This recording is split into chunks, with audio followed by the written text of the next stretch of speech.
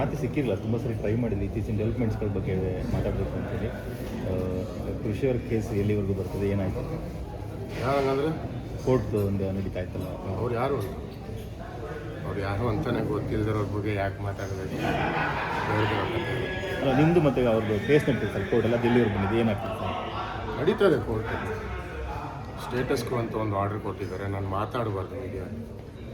ಸ್ಟೇಟಸ್ಗೂ ಅಂತ ಒಂದು ಆರ್ಡ್ರ್ ಇದೆ, ಆರ್ಡ್ರ್ ವಿಚಾರದಲ್ಲಿ ಸ್ಟೇಟಸ್ಗಳನ್ನ ಮೇಂಟೈನ್ ಮಾಡ್ತೀನಿ. ಓಕೆ.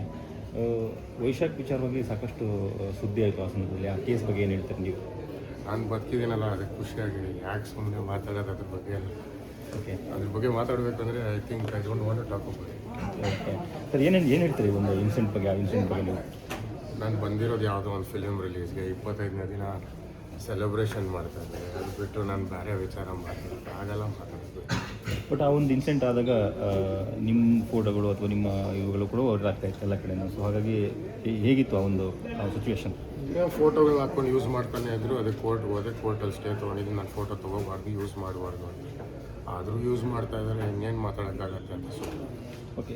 ಈ ಒಂದು ಸಂದರ್ಭದಲ್ಲಿ ಕೃಷಿಯವರೇಂದರು ಮತ್ತೆ ನಿಮ್ಮ ಜೀವನಕ್ಕೆ ವಾಪಸ್ ಬರೋದಾದರೆ ಹೇಗೆ ಬರೋದೇ? ಆ ಥರ ವ್ಯವಸ್ಥೆ ಇದೆಯಾ? ಹೇಗೆ ರಿಸೀವ್ ಮಾಡ್ಕೊತೀರಿ? ನಾನು ಬದುಕಬೇಕು ಅಂತ ಸಾಯೋದಕ್ಕೆ ಇಷ್ಟ ಇಲ್ಲ. Okay, thank you sir.